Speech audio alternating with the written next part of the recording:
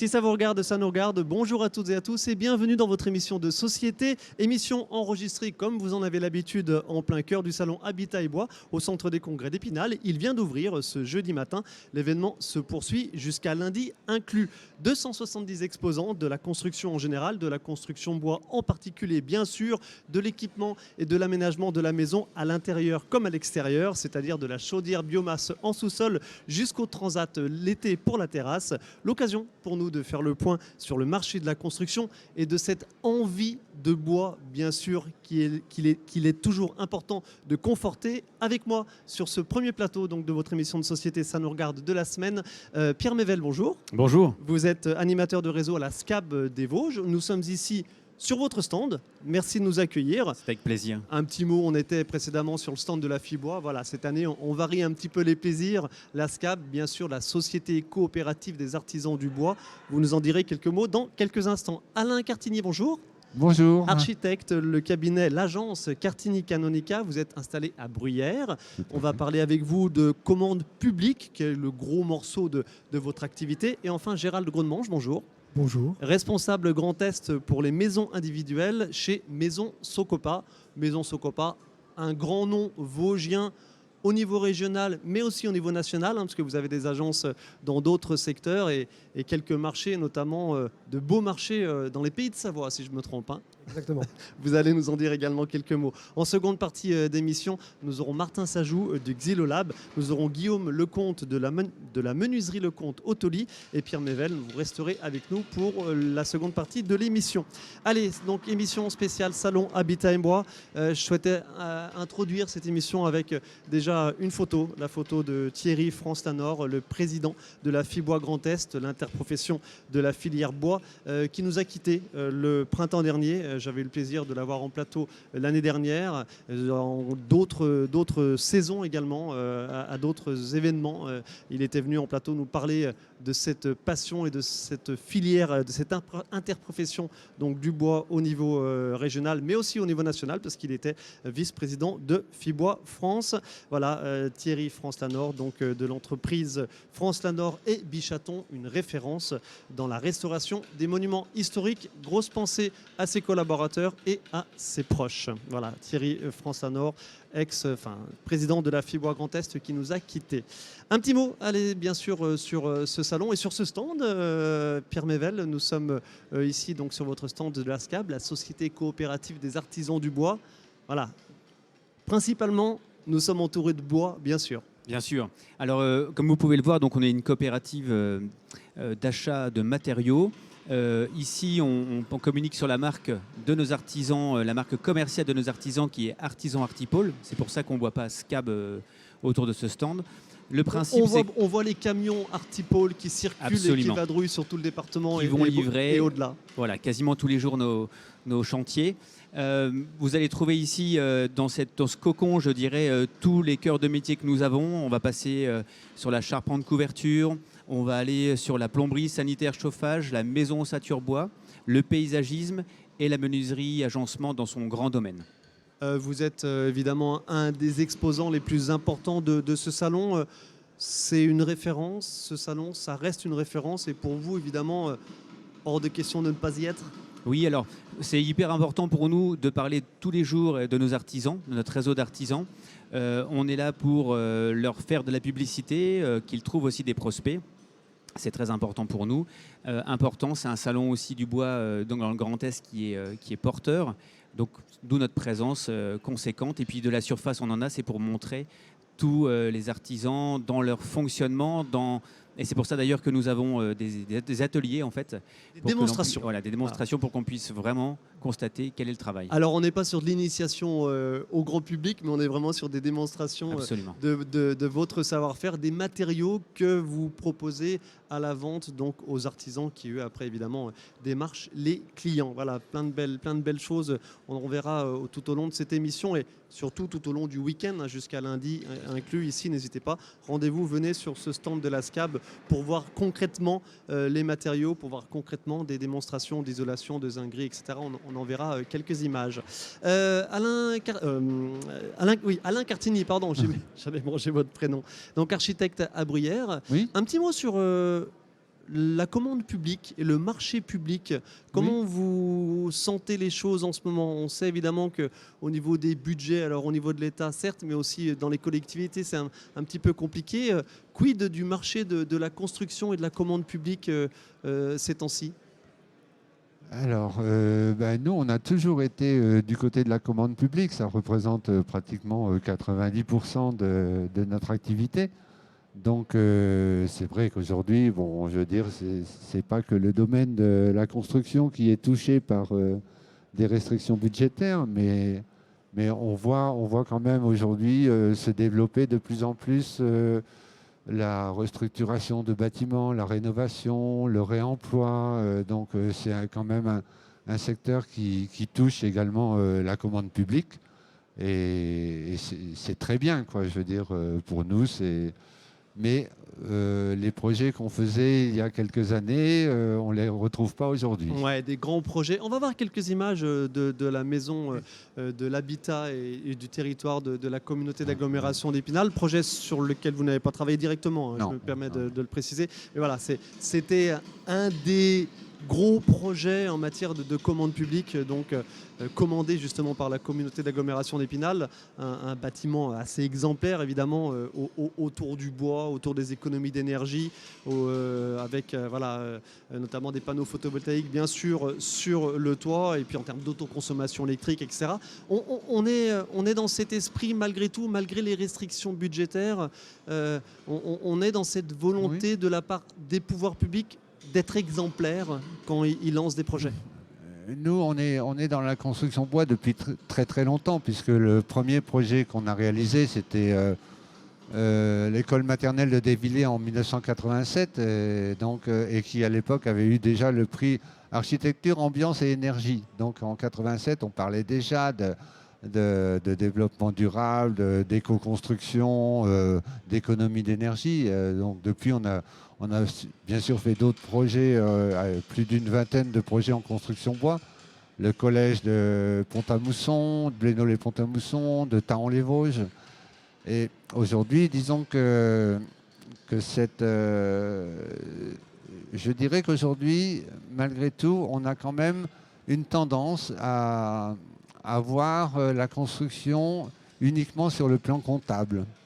C'est-à-dire qu'on est effectivement dans le bilan carbone, l'économie d'énergie, l'étanchéité à l'air, la réglementation. Donc tout ça fait que le parent pauvre, un peu, on peut le dire, et un peu oublié, ce serait peut-être l'architecture. Alors, dans l'architecture, dans sa créativité, dans son originalité, moi, j'aime pas parler de créativité parce que je pense que c'est un métier, donc c'est pas forcément c'est bien sûr un métier créatif, mais c'est aussi un métier très technique. Très technique. Mais par exemple, on parle de moins en moins de volume, d'ambiance, de lumière, de rapport au site. On parle de moins en moins du rapport intérieur-extérieur. Et tout ça, c'est une dimension qui, je pense, manque un peu aujourd'hui. C'est un peu dommage, mais disons que au moins dans le domaine de la construction publique, il y a une sensibilité par rapport à ça. Et ça, c'est intéressant quand même. Il y a aussi le bois, on revient sur le bois si je peux me permettre. La créativité, elle se fait peut-être plus sur des aménagements extérieurs. On va voir quelques images d'aménagements extérieurs du côté de Certigny, du côté de Montureux-sur-Saône aussi. Sur notre département, il y a eu quelques beaux projets. Je pense notamment par exemple à Montureux avec des salles de classe en extérieur, donc au Sylvatum, à l'espace pédagogique forestier de Montureux-sur-Saône. Voilà, est-ce que l'originalité et la créativité en matière d'architecture bois, aujourd'hui, elle se retrouve à l'extérieur plutôt? Non, je pense pas. Je pense que le bois, c'est vraiment un matériau extraordinaire, quoi. Bon, c'est vrai que les clichés, c'est le bois, c'est chaud, le bois, c'est chaleureux. Mais je pense que le bois, énormément... Ça reste vrai. Ça reste un cliché, ça reste vrai. Oui, mais je veux dire qu'il a énormément de qualités, quoi. Je veux dire, il a des qualités phoniques, il a des qualités...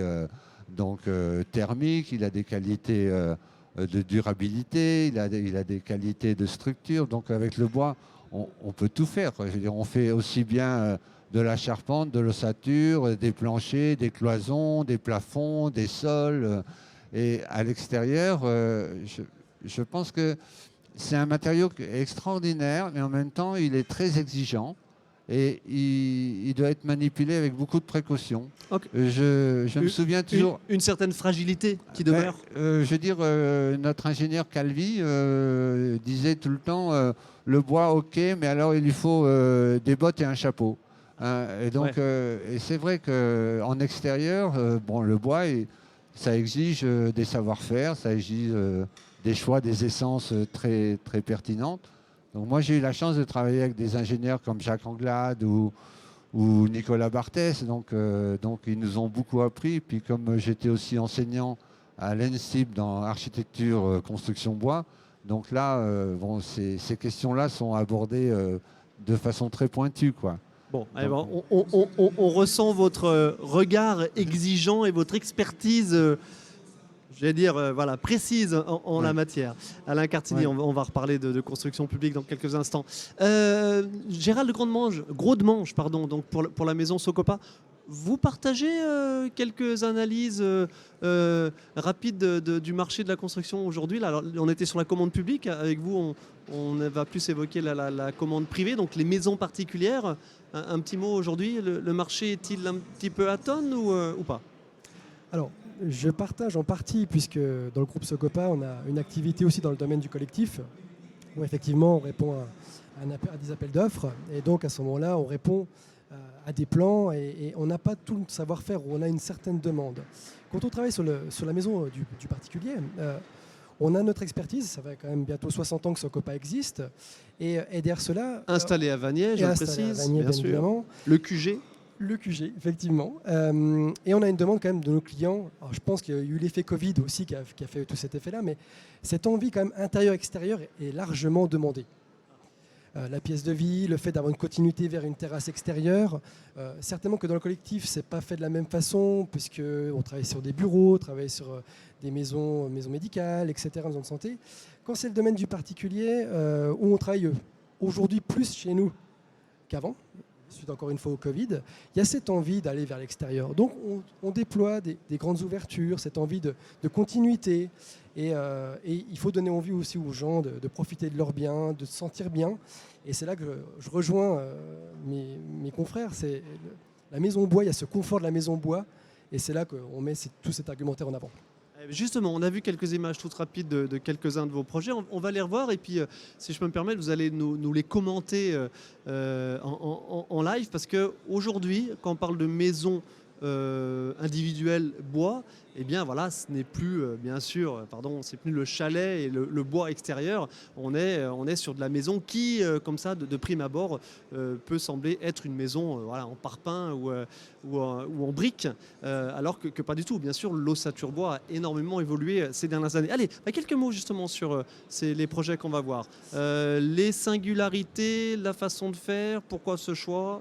Alors, effectivement, d'abord, c'est un choix d'entreprise. Comme je dis, ça fait bientôt 60 ans. On a tout un atelier de fabrication à l'atelier à Vanier, où notre savoir-faire, c'est de préfabriquer nos murs. Donc, le but, c'est d'arriver sur site avec une préfabrication des murs qui amène vers un hors d'eau hors d'air, posé, fabriqué en l'espace d'1 à 2 semaines. C'est réglé au niveau de cette prestation-là. C'est pour ça que... On va rester sur les photos, si vous voulez bien. Enfin, notamment mes collègues de la régie. Le but de cela, c'est de préfabriquer, arriver avec des murs. Donc, on voit des revêtements extérieurs. Donc, on ne fait pas plutôt du chalet, mais vraiment de la maison ossature bois par son principe, avec des vêtures différentes où on peut avoir du système bardage bois. Exemple avec celle-ci. Celle-ci, on voit donc un bardage pré-grisé, donc saturateur gris. On a un système stotherme extérieur blanc ou de la plaque dans un esprit de ne pas avoir d'entretien. C'est la demande de nos clients généralement. Là, alors, voilà, là, par exemple, on est sur... c'est une maison en Meurthe-et-Moselle, me semble-t-il. Oui, un veau paysagiste d'ailleurs, notre client. Donc, là, on est sur le bois extérieur. Contemporaine Mélèze, mais avec un esprit de laisser vieillir la maison. C'était l'esprit de notre client. Donc là, vous voyez, on a un esprit bois, mais sur une maison plus contemporaine, avec un monopan et du bac acier. Avec... Pardon, mais quand on voit ça, autre exemple de bardage bois, oui. Quand on voit ça, se pose tout de suite la question de l'entretien. Bien sûr. C'est une réalité, bien sûr. Alors, c'est une discussion qu'on a très très souvent avec nos clients. C'est pour ça qu'on amène toujours le sujet des autres vêtures possibles, qui demandent peu d'entretien. Donc il y a différents évidemment matériaux dans ce sens, mais il existe évidemment des principes de mélèze naturel. Il faut juste comprendre qu'il y a un vieillissement du bois qui fait soit on le sature tous les 1 ou 2 ans puisqu'on veut le garder propre et naturel, ou alors on le laisse vieillir et on le laisse travailler sereinement. C'est pour ça qu'aujourd'hui on a beaucoup plus mis en avant des bardages avec des saturateurs gris notamment, qui en fait ont déjà cet aspect, je ne dis pas vieilli parce que ce n'est pas le bon terme, mais cet aspect grisonnant que les clients finalement souhaitent assez rapidement. Donc voilà.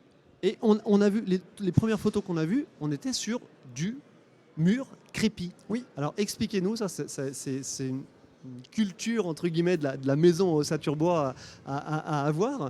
Il y a certes le bardage bois comme on a vu, mais il y a aussi le crépi. Et ça a un impact sur évidemment la façon dont on isole la maison. C'est-à-dire Tout à fait. En fait, on va plutôt isoler la maison donc, vers l'extérieur. Hein. C'est le principe de l'isolation extérieure, donc soit en poly ou soit en système bois, fibre de bois. Et encore une fois, c'était un choix d'entreprise, puisque au lieu de s'orienter vers le type chalet, on a acté le fait, comme dans le domaine du collectif, qui est une forte demande, d'acter ce principe-là sur les bâtiments comme sur les maisons individuelles. Et encore une fois, on est situé sur un marché qui va être entre la maison traditionnelle, qu'on parle agglo ou brique, et le système de chalet. C'est ça qui a fait notre force aussi pendant tant d'années. en termes de performance énergétique, isolation, etc., pas de différence. C'est juste peut-être une question d'épaisseur, c'est ça avec, on a du crépi, quelque part, on est contraint un petit peu. Alors, on a une isolation extérieure supplémentaire. Alors, évidemment, chacun a sa propre technique dans chaque entreprise. Nous, on va plutôt privilégier le système Stotherm par son isolation extérieure, bien évidemment. Mais dans l'ossature-bois, on va retrouver quelque chose de plutôt traditionnel dans le domaine de l'ossature. On va retrouver du 200-220 mm en fibre de bois. Et après, voilà, c'est aussi au choix du client. Encore une fois, l'entreprise Socopa a évolué avec nos clients, qu'on soit très clair. Alain Cartini, sur les quelques maisons particulières que vous travaillez, ou même sur de la commande publique, comme l'a dit Gérald de Gros-de-Mange, comment vous choisissez rendu crépi, rendu bardage bois? Non, mais ce que nous dit Socopa, on le retrouve aussi dans la commande publique. Hein. C'est-à-dire que, par exemple, le collège de Taon, il a été pré-grisé, les bardages de Mélèze ont été pré-grisés. Parce qu'on sait très bien qu'au bout de quelques années, le bois a ce vieillissement naturel, qui est une chose tout à fait normale, mais le public a tendance à dire « mais quand est-ce que vous refaites la façade ?» Donc, je veux dire, si on commence à modifier l'aspect d'un bâtiment entre sa livraison et 2 ou 3 ans après, tout le monde est un peu choqué. Donc, on prend les devants. Et je crois que l'autre point important est effectivement la préfabrication. L'évolution de la filière bois, de l'usinage, les outils d'usinage, tout ça a énormément évolué. On fabrique et on préfabrique de plus en plus. On travaille de plus en plus avec des possibilités de travailler avec du bois massif, avec des circuits courts. Je veux dire, le collège de Taon s'est fait entre la forêt, le charpentier, le scieur, le bureau d'études, l'architecte, dans un périmètre de 50 km seulement. Et donc, on a travaillé uniquement avec des bois massifs. Et donc, on a mis au point avec Jacques Anglade des systèmes de poutres empilées clavetées. Et ça, c'est grâce aux nouveaux outils, quoi. Parce que, je veux dire, on n'a pas inventé. Mais ce système, à l'échelle d'un collège, ça aurait pris 5 ans de taille. Aujourd'hui, ça a pris... Vraiment, les outils sont extraordinaires, quoi, je veux dire. Quelques images justement du collège de Taon que l'on vient de voir, effectivement. On va voir quelques images justement de votre atelier. Vous parliez, Alain Cartini et Gérald Gros-de-Mange, de préfabrication. Évidemment, aujourd'hui, dans ce système constructif de murs préconstruits en atelier bois, bien sûr, ça a toute son importance.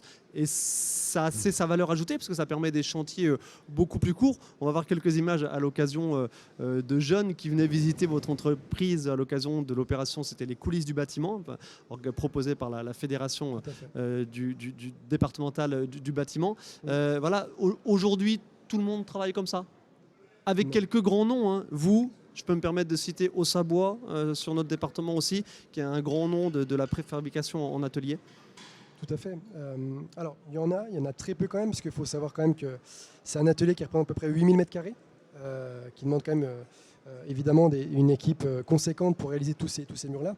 Et encore une fois, on parle du domaine du particulier, on parle également du domaine collectif. Et c'est vrai que l'emploi des bâtiments aujourd'hui a grandi, puisque la force du bois, c'est qu'on peut créer des bâtiments qui peuvent faire 3, 4, 5, 6, 10 niveaux ossature bois. C'est toute cette expertise, cette expérience qui fait que les architectes également viennent nous voir, puisque on a cette possibilité d'arriver sortie d'usine, quelque chose qui est fait, des murs sortis au sec et rapide, et qui fait que la pose, on est rapidement en dehors d'air, pas de problème d'intempéries, des délais qui sont très maîtrisés. On parle aujourd'hui beaucoup de l'impact carbone, je l'ai entendu à l'instant, c'est quand même quelque chose qui est beaucoup plus mis en avant aujourd'hui que l'était il y a quelques années auparavant. Et c'est là aussi que le bois a toute son importance. L'impact carbone, le côté local, on parlait de 50 km à cet instant, c'est ce que j'ai entendu. On a cette volonté, cette faculté de vouloir travailler avec des charpentiers, des scieurs locaux au maximum. Et c'est ça qui fait notre force aujourd'hui en tout cas. Et justement, les matériaux. Je reviens à vous, Pierre Mével, par rapport à la SCAP, donc Société coopérative des artisans du bois, avec cette marque Artipole. On voit les camions, je répète, qui sillonnent le département à longueur d'année pour livrer donc, vos artisans. Alors, quand on dit artisans, vos adhérents, vous avez des adhérents qui ont jusqu'à une centaine de salariés. Oui, voilà, c'est la plus grosse entreprise chez nous. C'est pas que des toutes petites sociétés. On est à 230 entreprises aujourd'hui. Et tout le défi par rapport à, pour recouper un petit peu ce que disaient mes collègues là, mais tout notre défi, c'est d'avoir ces matériaux-là en permanence. On connaît les règles du bâtiment, on anticipe tout, mais c'est pas toujours parfait non plus. Donc notre travail à nous, défi du quotidien, c'est d'avoir tous les matériaux dans de bonnes conditions stockés, à l'abri, en quantité, dans votre au bon prix. entrepôt à Taon-les-Vosges, j'ai oublié de le préciser, le gros entrepôt à Voilà, Zone Innova 3000 à Taon-les-Vosges. Ah voilà. Tout notre stockage se fait là-bas, effectivement. Un petit mot sur le bois. Vous privilégiez, j'imagine, bien sûr, les bois locaux, mais bon, voilà, il y a quand même de la demande pour des bois qui viennent d'un petit peu plus loin. Quelle lecture vous avez sur ce marché, bien sûr, du bois local et surtout son écoulement auprès de la clientèle? Alors on est devenus des grands consommateurs, donc c'est un vrai défi pour nous de travailler en local.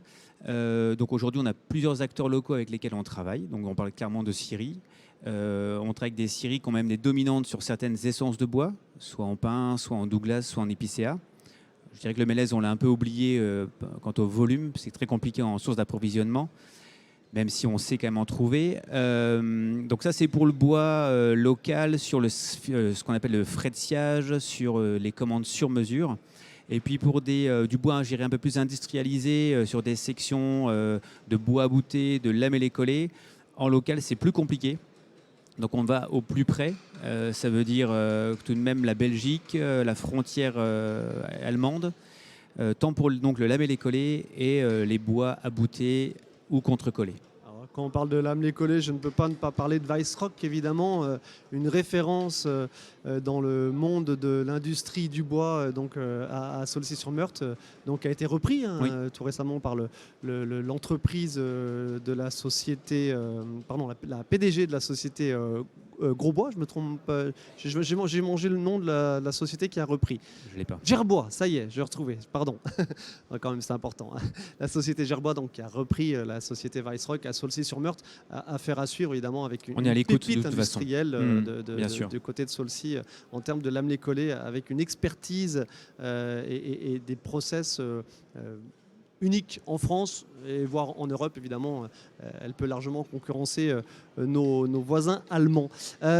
Les essences, vous l'avez dit, vous l'avez évoqué tout récemment, oui. Les essences de bois, quid du feuillu, du hêtre en bois de construction. On a vu quelques images tout à l'heure du stand de la Fibois qui travaille sur toutes les essences et notamment sur la valorisation des feuillus, le hêtre principalement, chêne, etc., dans la construction. Où en est-on? Ça fait des années qu'on en parle. Oui, alors il y a un gros projet qui s'est fait sur le secteur de Saint-Dié-des-Vosges sur un bardage extérieur justement sur cette essence. Alors, compliqué quand même de trouver de l'approvisionnement en conséquence, qualitatif. Ouais. Donc c'est des défis locaux pour tout le monde. Ça se travaille. Voilà. Après, ça c'est personnellement, je pense qu'il y a des bois à utiliser à bon escient dans certains domaines et d'autres où c'est bien plus compliqué. Là, je ne suis pas hyper optimiste pour cette solution, mais après, je ne suis pas un expert non plus en vrai, mais je pense qu'il y a des bois à utiliser absolument à l'extérieur, d'autres moins. Il y a des bois qui intrinsèquement ont des qualités parfaites pour faire tout, d'autres moins. Voilà, encore une fois, je me répète, mais Gérald Gronemange, par rapport à cette problématique de diversification des essences dans la construction.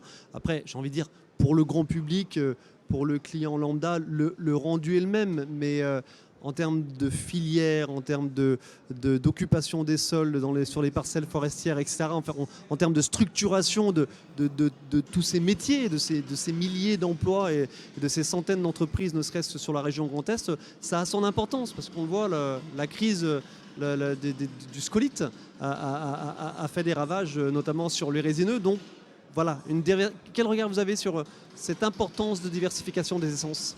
Alors, je rejoins ce que disait Pierre. Nous, on est attachés à travailler avec les acteurs locaux. On est aussi à l'écoute, parce qu'on ne peut pas non plus, nous, Socopa, faire changer les choses, c'est une vérité. On suit évidemment tous ces prestataires. Après, notre approvisionnement il est sur les Vosges, sur une minorité. Il faut être clair sur notre approvisionnement. Nous, c'est plutôt allemand, c'est plutôt une série sur l'Allemagne. Principalement du pain, sapin. On est plutôt sur le côté résineux pour l'ossature, encore une fois. Nous, on est sur le domaine de l'ossature. L'essence, le hêtre, c'est quelque chose qu'on doit employer sur de la menuiserie, quelque chose qui est plus dans un esprit menuisier. L'ossature, façon de parler, c'est fermé dans l'ossature. Donc, je ne vois pas la valeur ajoutée du hêtre dans le domaine, en tout cas, de l'ossature bois. Ça, c'est mon avis. Après, il y a toujours un aspect aussi financier, coût, traitement du bois. Alors, j'entends beaucoup de choses. Si on parle de l'ossature en mélèze, quel est l'intérêt réellement, la difficulté de l'approvisionnement du mélèze aussi. Donc tout ça, on doit le prendre en compte quand on fait nos choix. Donc, et encore une fois, on suit évidemment nos scieurs qui sont plus à même de nous répondre. Et nous, on doit suivre en conséquence. On a vu quelques images des éco-gîtes du camping du Métais que vous avez dessiné, que vous avez fabriqué, Socopa. Un petit mot sur ce marché aussi, Alain Cartigny aussi, sur Gérald Gronemange, un petit mot sur ce marché de la maison insolite, des cabanes insolites. Il est toujours aussi vigoureux ou bon, ça commence à se tasser? Non, toujours. Alors c'est ça qui est intéressant, c'est qu'on reçoit évidemment beaucoup de demandes et ça varie de ce qu'on appelle nous les lodges, de 20 mètres carrés, 30 mètres carrés, 40 mètres carrés, puisqu'on a cette possibilité chez nous de pouvoir faire de l'extension et de la rénovation, évidemment, dans le groupe Socopa. Mais il y a une forte demande. Après, on peut pas, c'est-à-dire qu'à un moment sur les terrains, des fois on a l'accessibilité qui permet de le faire. On a aussi évidemment, encore une fois, dans le collectif des demandes de logements insolites.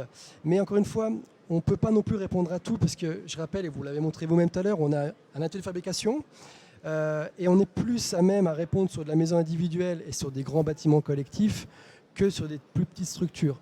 Après, du logement, comme on peut le voir évidemment à Vanier, c'est quelque chose qui a été une très très belle aventure, qui est encore largement mise en avant, même quasiment 20 ans après. Et c'est vrai que c'est une belle signature pour nous, on est très très contents. Et on serait à même d'en refaire, il n'y aurait pas de problème. Mais l'engouement n'est plus forcément le même aujourd'hui pour moi. Ok. Alain Cartigny, vous partagez Oui. On l'a compris un petit peu tout à l'heure sur votre première intervention, qu'il y a Non, mais le logement un de petit loisirs. frein à l'engouement et à la créativité. Je reprends ce terme, même si pas tout à fait raccord. Oui. Non, mais le logement de loisirs, c'est vraiment une chose qui est assez passionnante aussi. Hein, je veux dire. Qui est porteuse. Oui, mais nous, on a réalisé 20 gîtes sur le lac de la Plaine, avec un terrain très humide où il y a plein de roseaux, et on a réussi là-bas à faire des fondations en pieux battus, donc c'était vraiment... C'était chez qui? Un projet particulier ou Non, c'était la commune de Celles-sur-Plaine. D'accord. Et la communauté de communes. Et donc, On les a cités. Sur les essences, je pense que, par exemple, là, on travaillait sur l'espace forestier de Certigny, l'espace éducatif forestier. Donc, on a réussi à mettre tous les poteaux verticaux en chêne et on a réussi à mettre toutes les horizontales en douglas. Donc, le choix alors, on n'a pas tous les jours le budget de la Notre-Dame de Paris. Hein, donc, je veux dire, les choix des essences sont effectivement pertinents par rapport à leur exposition, leur emploi, leur résistance, quoi. Ah, des aménagements qu'on a vus tout à l'heure en image, effectivement, du côté de Certigny. Messieurs, merci beaucoup de votre participation à cette première partie d'émission. Donc, depuis ici, le salon Habitat et Bois. Pierre Mével, vous restez avec moi pour la seconde partie. Alain Cartigny, Gérald Gronemange, merci beaucoup. On se revoit très vite sur le terrain. Et d'ici lundi, bon salon. Merci beaucoup. Merci à vous. Restez avec nous pour la seconde partie de Ça nous regarde spécial Salon Habitat et Bois.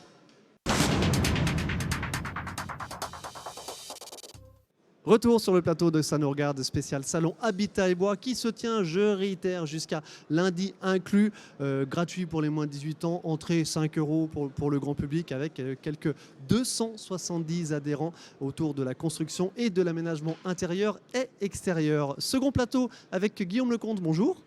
Bonjour. Vous êtes menuisier, vous êtes exactement technico-commercial associé à la menuiserie Lecomte.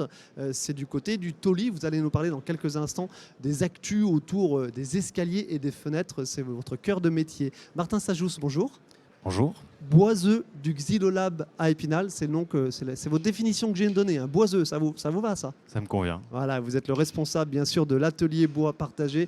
On est zone de la Voivre à Épinal. Et Pierre Mével qui est toujours avec nous, animateur de réseau à la SCAB des Vosges, cette marque Artipole, je réitère, qu'on voit partout sur notre département sillonner les routes pour livrer les artisans en matériaux de construction, bois, mais pas que, loin de là, vraiment tous les matériaux. Allez, monsieur Lecomte, un petit mot avec vous. On va tout de suite voir une image de votre atelier et de votre usine, du côté de votre menuiserie, du côté du Tauly. Donc, entreprise familiale sur combien de générations? 4 générations maintenant. 4 générations. Combien de salariés en quelques chiffres? 23 salariés et au Tauly depuis 105 ans maintenant. Ok. Et votre activité, donc principalement autour? On est fabricant installateur d'escaliers, de fenêtres en bois et bois alu. Alors, menuisier, fenêtre, escalier, ce qui veut dire que grosso modo, on est que sur du sur-mesure, avec vous. Voilà, nous Ouais. l'idée c'est vraiment de répondre aux attentes de nos clients et de s'adapter aux attentes de ceux-ci en fait. Comment se porte le marché donc de la menuiserie sur mesure? Pardon, question un petit peu grand public. Il y a de grosses entreprises, évidemment, sur ce secteur de la menuiserie, surtout sur du PVC. Mais voilà, sur le bois, on est plus sur des structures plus petites qui font vraiment à la demande. Et puis, il y a un contexte aussi architectural, notamment, vous me racontiez, en centre-ville, on ne fait pas ce qu'on veut. Tant mieux pour vous, entre guillemets. J'ai envie de dire oui, tant mieux. Nous, on est vraiment à l'écoute de nos clients. On répond à des demandes particulières. On s'adapte aux volontés des clients. Donc en fait, la vraie différence qu'on va avoir avec nos confrères qui vont peut-être faire des industriels qui vont faire du PVC ou qui vont faire de la grande série, nous, on est vraiment à l'opposé de ça. C'est-à-dire qu'on va stocker de la matière première, du savoir-faire. Et à partir de là, nos technico-commerciaux vont échanger avec les clients. Et notre souhait premier, c'est vraiment de répondre à leurs attentes et pas de leur vendre ce qu'on a en stock, quoi. Donc c'est pas du tout juste le même marché. Pardonnez-moi, question aussi grand public. Quand on parle de sur-mesure, forcément, on a tout de suite peut-être un petit peu peur du coût de commande du chantier. Alors que pas du tout. Évidemment, c'est un petit peu plus cher, mais ce n'est pas non plus énormément plus cher. Non, on arrive à se placer sur le marché, évidemment. Et de toute façon, si on n'arrivait pas à se placer sur le marché, ça ne ferait pas 105 ans qu'on existerait. Donc la question ne se pose pas. Maintenant, à chacun de voir ce qu'il souhaite. Soit il a une ouverture avec une architecture particulière qu'il veut préserver, soit il veut remettre 2 agglos de chaque côté pour mettre une fenêtre standard. C'est à lui de choisir. Si la personne a décidé de conserver le patrimoine et d'être sur quelque chose qui esthétiquement paraît intéressant et dans la durée, il va plus venir vers nous. Quelqu'un qui va construire une maison en fonction de la taille des ouvertures qu'il trouvera chez un de nos confrères industriels, il a le droit aussi, mais c'est juste pas la même clientèle simplement. Votre matière première, un petit mot bien sûr, on est ici sur le salon Habitat et Bois, on va parler principalement de bois. Quid de votre matière première? D'où vient-elle? Quelles essences vous travaillez principalement? Quand on parle d'ouverture, tout à l'heure on a parlé d'isolation et de principes constructifs en ossature bois. Vous travaillez avec quelles essences et du bois qui vient d'où? Alors en menuiserie extérieure, on va travailler sur du pin qui peut arriver du Grand Carrez de la France ou dans les Zolas. On va travailler du mélèze qui lui vient plus des pays scandinaves. Le mélèze français est plus réservé au bardage, etc. Nous en menuiserie extérieure, on a besoin d'un bois qui va pousser plus lentement. D'accord. On travaille un tout petit peu de bois rouge mais très peu. Et on va travailler du Qu'est-ce que chêne. vous appelez du bois rouge, pardon? Du bois rouge exotique, nous c'est du red grandis qu'on va travailler. Il en existe plusieurs essences. Mais c'est pas vraiment notre fer de bataille. On va pas chercher du bois en Afrique pour mettre des fenêtres en France. C'est pas trop notre façon de voir les choses. Et ensuite, on va travailler du chêne qui, lui, sera plus local. Et tout ce qui est menuiserie intérieure, on va travailler du hêtre, du frêne et du chêne. Et là, sans débat, ça vient du Grand Est de la France. Ok. Et ce marché de la menuiserie bois, vous me racontiez, c'est un des seuls marchés qui freine pas, qui ne peine pas, et voire limite qui est en progression légère, vous me racontiez. Alors, on va pas se mentir non plus. On va pas dire que nous tout va bien et que les autres tout va mal. Ça serait mentir. Par contre, ce qui est vrai, c'est que le marché du bois ne représente qu'environ 7 à 8% du marché global de la fenêtre. Donc, ça reste quelque chose qui n'est pas dominant. Pour autant, c'est un marché qui progresse année après année. Donc, on n'est pas les plus gros du marché, mais on a une courbe de progression ascendante. Quel projet un peu emblématique, original, extraordinaire vous avez dans les cartons pour les mois à venir à votre menuiserie et donc le comte Autoli. Vous êtes notamment spécialiste des escaliers débillardés, c'est ça? Effectivement, j'ai bon sur le nom, c'est bon? Vous avez Oui, bon c'est sur le nom, oui. J'ai eu un doute. On fait pas mal d'escaliers débillardés, c'est-à-dire c'est des escaliers qui vont tourner. Et vu que on va voir quelques photos d'un de vos projets. Les arbres tordus ne poussent pas à tous les coins de forêt, Ouais. eh ben, on va nous les façonner en atelier pour pouvoir donner des escaliers vraiment très qualitatifs dans des hôtels particuliers, dans des châteaux, dans des beaux hôtels, pour répondre aux attentes des clients. Avec quelles difficultés donc sur le travail du bois voilà, c'est donc des bois plutôt courts effectivement et à travailler de façon avec des rondeurs. C'est quoi la difficulté? La difficulté, en gros, c'est de faire du courbe avec des choses qui sont droites à l'origine et dans lesquelles on ne veut pas forcément voir des collages tous les 3 cm. Donc à nous de travailler en fonction si c'est un débillardé extérieur avec un grand diamètre ou un débillardé court, soit sur des blocs en massif, soit des collages qu'on va faire nous-mêmes pour donner un aspect esthétique intéressant. Ok, et ben voilà, on a vu ça en image. Affaire à suivre. La menuiserie Le Comte, donc Autoli, avec ce savoir-faire, une entreprise familiale centenaire, 104, 105 ans 105. 105, ouais, quand même, ça commence à parler. Guillaume Lecomte, je vous libère parce que vous avez votre stand qui vous attend donc ici sur le salon Habitat et Bois. Merci beaucoup d'être venu Merci parmi à vous. nous. Vous allez être remplacé. Je l'invite tout de suite à nous rejoindre par Sylvain Lacombe. Installez-vous, Sylvain Lacombe. Je vous présente et vous allez nous raconter des choses en fin d'émission. Sylvain Lacombe, vous êtes chargé de mission au Parc naturel régional des Ballons des Vosges et vous allez nous parler dans quelques minutes d'une première, une journée autour du mobilier et de l'agencement bois et de la déco bois. Ça se passe à Gérardmer le 30 septembre. Vous nous racontez ça tout à l'heure. On revient sur le travail du bois. Martin Sajous, donc du Xylolab. Alors, atelier bois partagé à La Voivre, zone de La Voivre, on est à Épinal, bien sûr. Atelier bois partagé, c'est qui, c'est quoi, le nombre d'adhérents et votre raison d'être?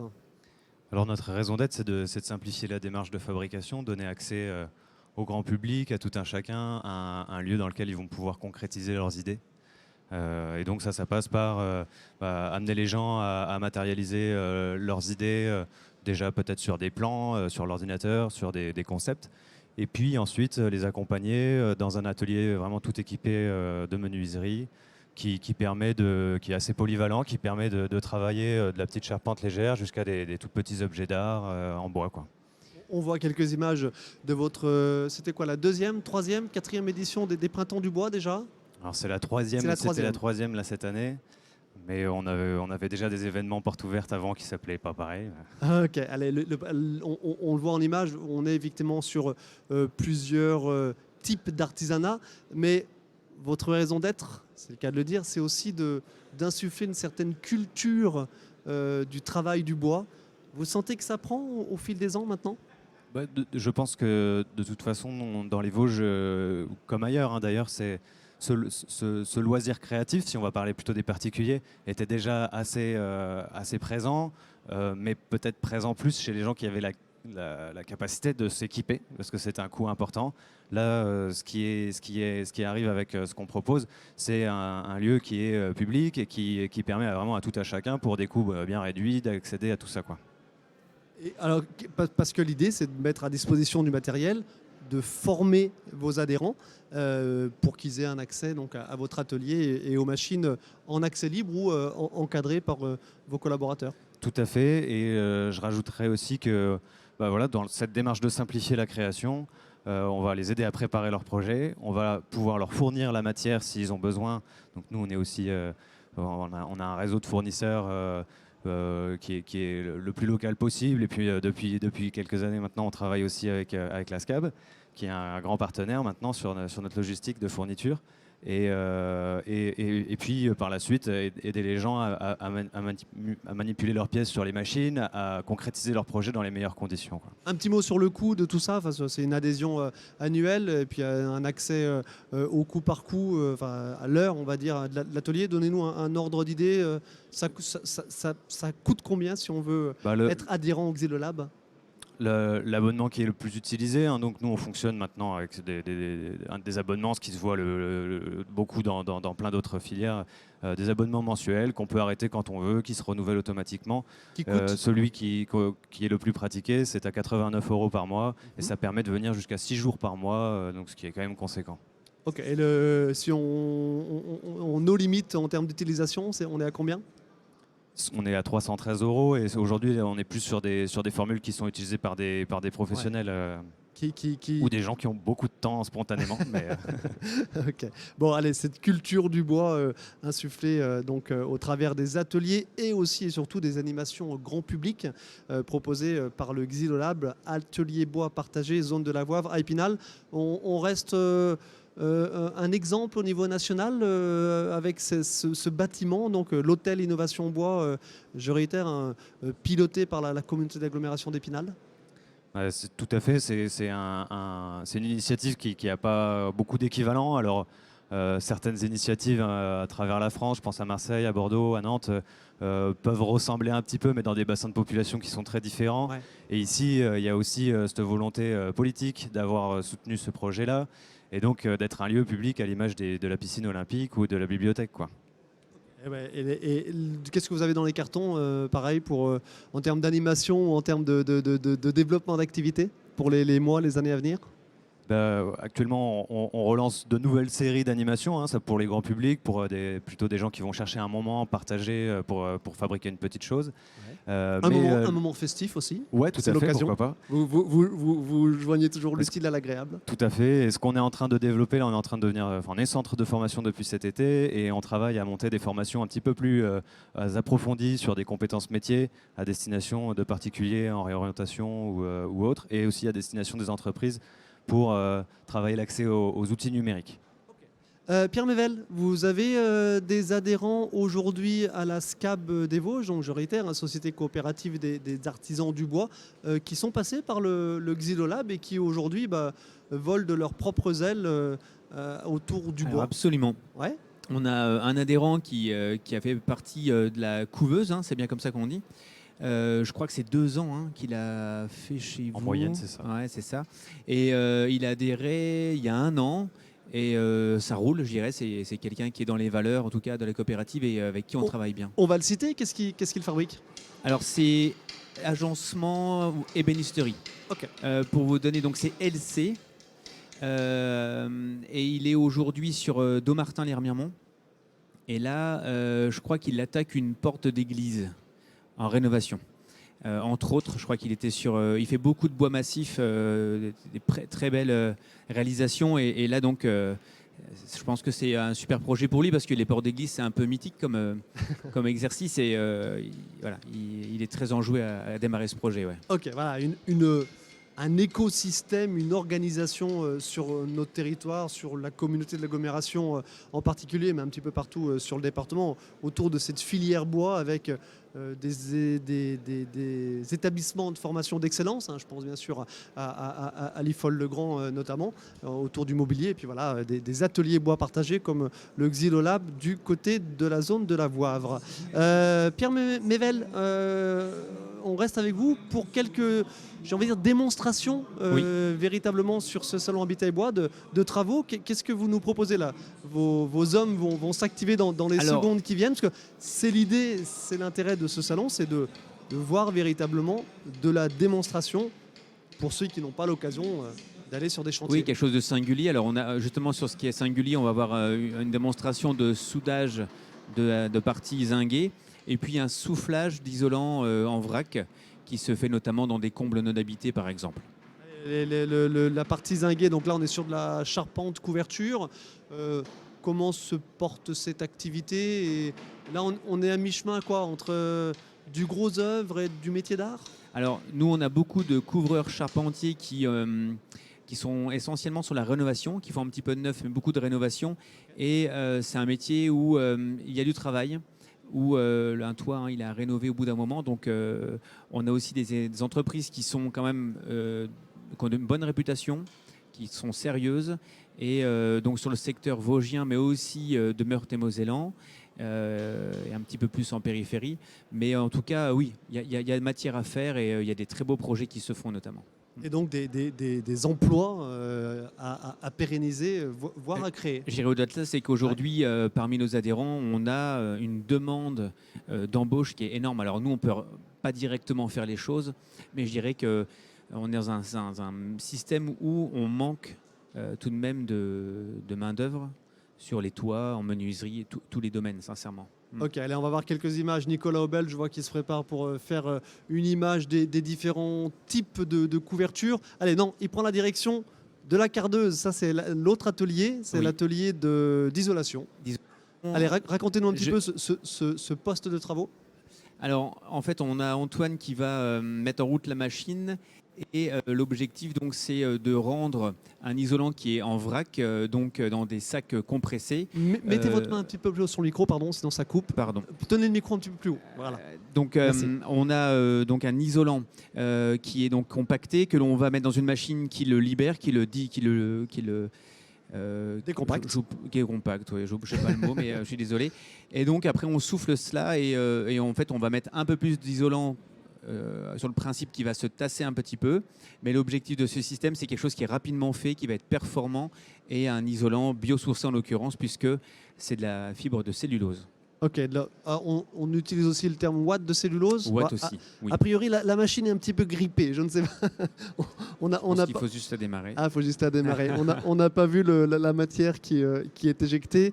Alors ça, c'est une machine que vous proposez à la location ou peut-être à la vente de vos adhérents professionnels. Ouais, c'est pas pour le grand public. Hein. Alors, on travaille qu'avec nos adhérents. Ça veut dire qu'une entreprise qu'on va livrer en matériaux, avec qui on va apporter du conseil, etc., parce qu'on n'est pas que fournisseur de matériaux, ce sont des entreprises donc, qui bénéficient de beaucoup de services, notamment cette cardeuse, qui est louée, je dirais, symboliquement en quelque sorte, puisque nous, l'objectif, c'est pas de faire de l'argent, c'est d'apporter du service. Donc cette machine fait partie des services que l'on propose, et l'objectif, c'est que ce soit performant, fiable et livré en temps et en heure à nos artisans pour leur chantier. Alors, ça m'a l'air très épais comme justement épaisseur de watts. On est sur du standard ou on est juste sur de la démo là? Non, là on est sur de la démo. J'ai pris un panneau qui traînait, hein, sincèrement. On va consommer beaucoup. Il n'y a pas besoin d'en mettre autant. Oui, voilà, ça m'avait l'air un petit peu large pour le type de travaux. Très performant. Ouais, c'est clair. En tout cas, et puis en plus, danger, initialement, maintenant évidemment la technique est éprouvée. Il ne faut pas que la ouate de cellulose se tasse. Oui, alors donc c'est ce que je vous disais. Il y a des caissons. Elle se tasse tout de même. Alors, de toute façon, quand elle est mise en comble perdu, simplement nos artisans seront qualifiés pour dire voilà, vous voulez 40 cm finis, je vais vous en mettre tant selon l'hygrométrie, enfin selon pas mal de critères. Donc après, ça c'est leur métier. Et là, pour le coup, c'est un élément évidemment matériaux biosourcés. C'est le top du biosourcé avec la fibre de bois, la laine de bois. C'est ces deux matériaux qui sont notamment en tête. Fibre de bois les plus communs et aussi un rapport qualité-prix qui est très intéressant. Et puis on a d'autres systèmes qui se rajoutent, notamment je pense à la marque Métis qui est en fait du textile recyclé. Et qui est aussi apprécié de nos adhérents, avec lequel on travaille régulièrement. D'accord, mais évidemment. Il y en a d'autres. Et quand on parle fibre de bois, laine de bois, on pense bien sûr à Pavatex, l'usine qui est installée donc sur la Green Valley à Chavelot et à Golbet, avec désormais 3 lignes de production. Donc l'usine Pavatex, dont l'intégralité de la production européenne, on précise, a été rapatriée ici dans les Vosges, à Golbey et à Chavelot, avec un marché français, mais ils vont grignoter bien sûr des parts de marché partout en Europe et notamment en Allemagne. Vous travaillez avec Pavatex ? Aussi, oui. Bien sûr, Mm. ouais. Tout le monde travaille avec Pavatex. Entreprise locale avec un savoir-faire et des dizaines de salariés, et ça continue à progresser. Votre regard sur l'usage des matériaux biosourcés aujourd'hui, elle est partagée par tout le monde ou, pardon, je vais mettre un peu les pieds dans le plat, il y en a qui utilisent encore et toujours la laine de verre très polluante et diversement efficace. Alors, C'est un chaque peu matériau... c'est très caricatural, j'en conviens. Sujet technique, mais en tout cas, chaque matériau a ses propres qualités en soi. Ce que je veux dire par là, c'est qu'une laine de roche, quant au feu, va très très bien se comporter. On n'a aucun isolant qui brûle en tant que tel. Maintenant, les matériaux biosourcés, au-delà de l'éthique, il y a des matériaux, l'usage a du sens. En construction bois, ça a du sens de mettre certains matériaux. Ça va apporter beaucoup de gains thermiquement sur un confort. On ne parle pas que de performance, mais aussi de confort. Et ça, je ne dis pas que ça n'a pas de prix, mais c'est hyper important. Donc notre travail et le travail des artisans, c'est de bien conseiller leurs clients. Après, il reste une problématique de coût. Le basique, c'est la laine de verre. Elle marche très bien également. C'est pas, si c'est aussi utilisé, c'est qu'il y a quand même des performances qui sont présentes. Après, avec des avantages et des inconvénients, mais comme tout type d'isolant, tout type de matériaux, je dirais. Juste un exemple où aujourd'hui la laine de verre, on n'a pas d'autre choix que de l'utiliser, que d'utiliser la laine de verre.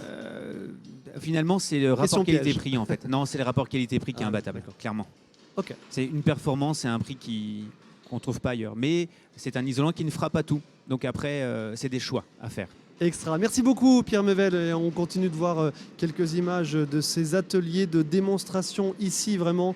On a vu tout à l'heure donc l'isolation avec la ouate de cellulose en soufflerie et on vient de voir quelques images de charpente couvrerie Zingri. Pardon, pas charpente, couvrerie Zingri. Sylvain Lacombe, je termine avec vous. Pardon, je vous ai fait patienter un petit peu. Chargé de mission donc au parc naturel régional des Ballons des Vosges. On va voir une affiche. On va voir l'affiche de la première journée mobilier et agencement en bois local dont vous êtes co-organisateur. Ça se passe le mardi 30 septembre à Gérardmer. C'est à l'Espace Lac. Les organisateurs, le collectif Association des Hommes et des Arbres, la FIBois Grand Est, interprofession dont on a vu quelques images du stand tout à l'heure, l'interprofession Made in Grand Est, là on est plus sur le mobilier et notamment du côté de l'ouest des Vosges, et bien sûr vous, le parc naturel régional des Ballons des Vosges. Pourquoi cette journée? On a parlé de petit travail du bois avec Martin Sajous tout à l'heure. On est à fond là-dedans. Ça veut dire qu'il y a un intérêt grand public, professionnel, économique autour du mobilier et de l'agencement bois aujourd'hui? Oui, bonjour. Effectivement, cette journée du 30 septembre, elle est dédiée aux professionnels et aux personnes qui sont curieuses sur le travail du bois pour l'agencement. Le grand public, tout le monde. Ouais. Tout public est C'est accueilli. gratuit, j'ai oublié de le préciser. C'est effectivement sur inscription. un événement gratuit sur inscription. Ouais. Vous pouvez contacter le parc qui fera le nécessaire pour prendre les inscriptions. Donc elle se tiendra à Gérardmer le 30 septembre à partir de 9h30 pour l'accueil des participants. Et l'idée, c'est vraiment de pouvoir offrir un espace de discussion et puis de rencontre autour des usages du bois pour l'agencement, pour le mobilier, pour la décoration également, avec un programme qui alterne entre des échanges techniques sur des formats de table ronde, retour d'expérience, et puis des espaces d'exposition et de visite d'entreprise qui sont proposés, et également sur inscription lors de l'inscription à la journée.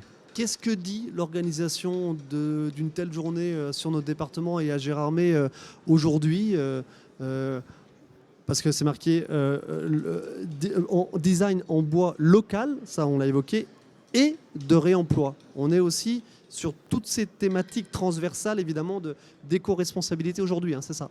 Oui, c'est ça, parce que pour nous, ça rentre réellement dans une démarche sur la valorisation du bois local, notamment du sapin et du réemploi aussi de ce bois.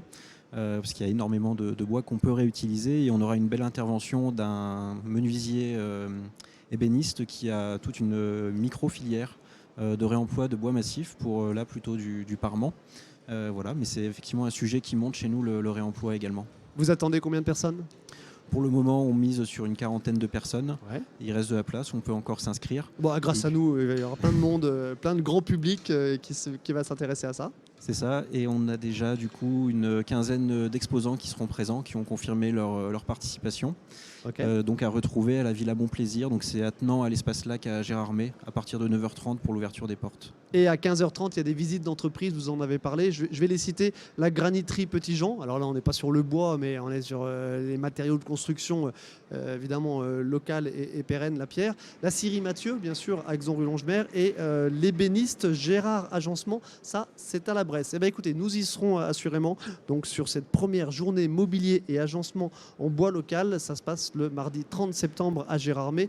Inscription, mais c'est sur inscription, mais c'est un événement gratuit, professionnel et grand public. Allez-y, si vous pouvez, si vous avez le temps. Martin Sajous, quel regard vous avez juste sur l'organisation d'une journée comme ça? Ça, c'est votre créneau, hein, le mobilier en bois, grand public, entre guillemets. En tout cas, nous, on essaie de favoriser la possibilité de créer du mobilier en bois massif, évidemment, et on encourage nos utilisateurs à aller vers ça. Ça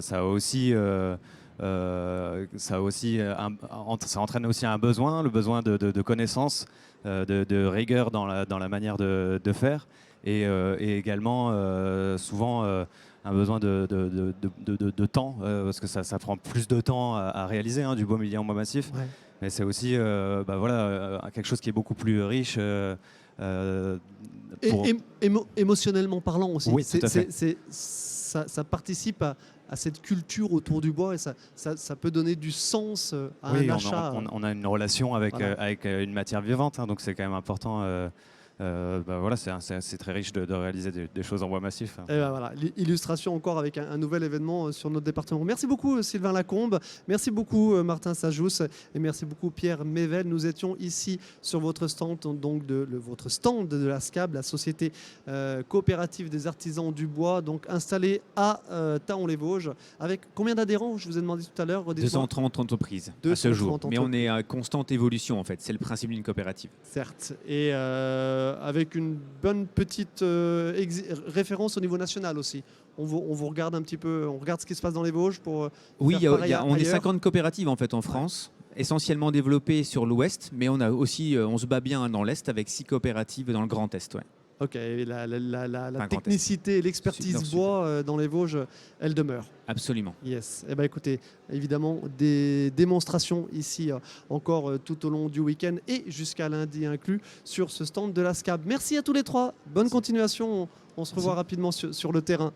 Merci à vous de votre attention. Je reprécise bien sûr que ce salon Habitat et Bois se poursuit jusqu'à lundi inclus. Demain, vendredi, samedi, dimanche, c'est jusqu'à 19h. Jeudi, c'est jusqu'à 18h. Entrée 5 €, mais il y a pas mal d'invitations à trouver à droite à gauche.